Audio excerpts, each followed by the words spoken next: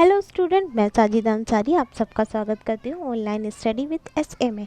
आज की जो हमारी बुक का नाम है वो है MPS 004 तुलनात्मक राजनीति मुद्दे एवं प्रवृत्तियाँ इग्नू यूनिवर्सिटी।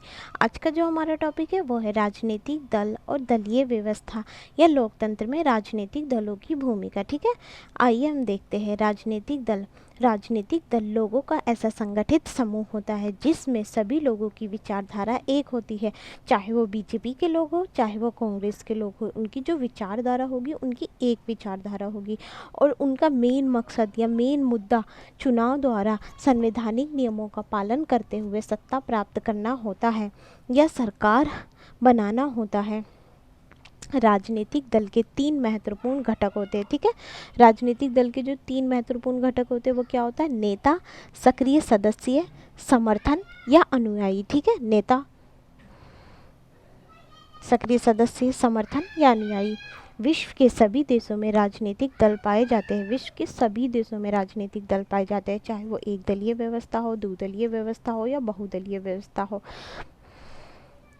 विश्व के अलग अलग देशों में अलग अलग राजनीतिक व्यवस्था होती है और वर्तमान समय में राजनीतिक दल के बिना लोकतंत्र संभव नहीं है। ठीक है, विश्व के अलग अलग देशों में अलग अलग राजनीतिक व्यवस्था पाई जाती है। कहीं पर एक दलीय व्यवस्था होती है, कहीं पर दो दलीय, कहीं पर बहुदलीय। ठीक है, और वर्तमान समय में राजनीतिक दल के बिना लोकतंत्र संभव नहीं है।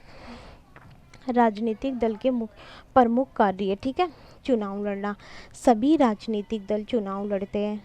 ठीक है, सभी राजनीतिक दल चुनाव लड़ते हैं, चाहे वे एक दलीय, द्विदलीय, बहुदलीय, सब चुनाव लड़ते हैं। कोशिश करते हैं कि चुनाव उनके उम्मीदवार जीत जाए और राजनीतिक दल के उम्मीदवारों का चयन दलों के नेता द्वारा अथवा सदस्यों तथा समर्थकों द्वारा होता है। प्रत्येक राजनीतिक दल चुनाव जीतना चाहता है। ठीक है, हर कोई चुनाव जीतना चाहता है ताकि वे सत्ता को प्राप्त कर सके, अपनी नीतियों का क्रियान्वयन कर सके, अपनी सरकार बना सके, सरकार की नीतियों को दिशा मिलती है। ठीक है, जब किसी भी राजनीतिक दल का उम्मीदवार चुनाव में विजय प्राप्त कर लेता है, सत्ता हासिल कर लेता है, अपनी सरकार बना लेता है, तब वह अपनी नीतियों व कार्यक्रमों को जनता के सामने रखता है और जनता अपनी पसंद व नापसंद के अनुसार अपनी नीतियों व कार्यक्रमों को चुनती है। इस प्रकार जनता की पसंद की नीतियों व कार्यक्रमों को क्रियान्वित किया जाता है, उन्हें लागू किया जाता है। इससे सरकार को जनता की पसंद व नापसंद के बारे में पता चलता है। सरकार की आलोचना करना। जो दल बहुमत प्राप्त कर लेता है वो सरकार का निर्माण करता है और जिस दल को चुनाव में असफलता मिलती है, यानी जो हार जाता है, वो विपक्ष दल कहलाता है। और लोकतंत्र में विपक्ष दल भी एक महत्वपूर्ण भूमिका निभाता है। वो सरकार की नीतियों की आलोचना करता है, समय समय पर सरकार पर अंकुश लगाता है कि कोई गलत तो नहीं कर रही। अगर जो उनकी नीतियाँ गलत है तो वो उन्हें रोकता है, टोकता है, समय समय पर उनकी आलोचना करता है, अंकुश लगाता है ताकि वह तानाशाही ना हो जाए। सरकार की कमियों को उजागर करता है और जनता के अधिकारों की रक्षा करता है। ठीक है, कानून का निर्माण करने में राजनीतिक दल अहम भूमिका निभाते हैं। सभी कानून विधायिका में बनते हैं और विधायिका में राजनीतिक दल के सदस्य मौजूद होते हैं। जैसा कि हम जानते हैं कि कोई भी कानून जब बनता है तो वो पहले लोकसभा में पारित होता है, फिर उसके बाद राज्यसभा में पारित होता है, फिर अंत में राष्ट्रपति के पास जाता है।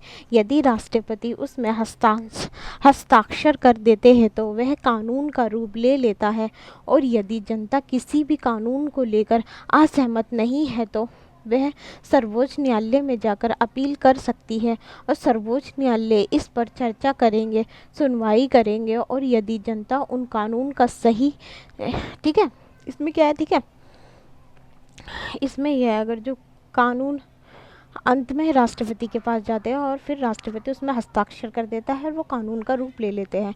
और यदि जनता किसी भी कानून को लेकर असहमत है, ठीक है, वो सहमत नहीं है उस कानून से कि ये कानून सही नहीं है, तो वो क्या कर सकती है? वो सर्वोच्च न्यायालय में जाकर अपील कर सकती है और सर्वोच्च न्यायालय इस पर चर्चा करेंगे, सुनवाई करेंगे और यदि जनता कानून को सही मानती है, उन्हें लगता है हाँ ठीक है कानून सही है, तो वह उसका समर्थन करेगी।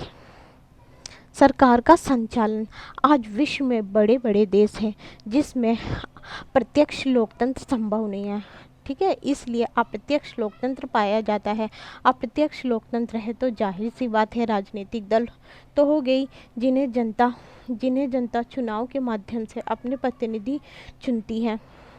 जो उम्मीदवार चुनाव जीत जाता है वो राजनीतिक दल सरकार का निर्माण करता है और सरकार जनता के लिए नीतियों व कार्यक्रमों का निर्माण करती है और सरकार उन नीतियों को क्रियान्वित करती है। इस प्रकार उन नीतियों को लागू किया जाता है। जनता को राजनीति की शिक्षा देना लोगों को राजनीति के प्रति जागरूक करती है ताकि लोग राजनीति में अपनी सहभागीदारी सुनिश्चित कर सके, वोट डाले, चुनाव लड़े, किसी पार्टी विशेष का प्रचार करे, राजनीतिक मामलों में अपनी राय खुलकर प्रकट करे, ठीक है, उन्हें शिक्षित करती है। आज का हमारा टॉपिक यहीं समाप्त होता है। अगर आपको मेरी वीडियो अच्छी लगी तो please like, share and subscribe जरूर करें। थैंक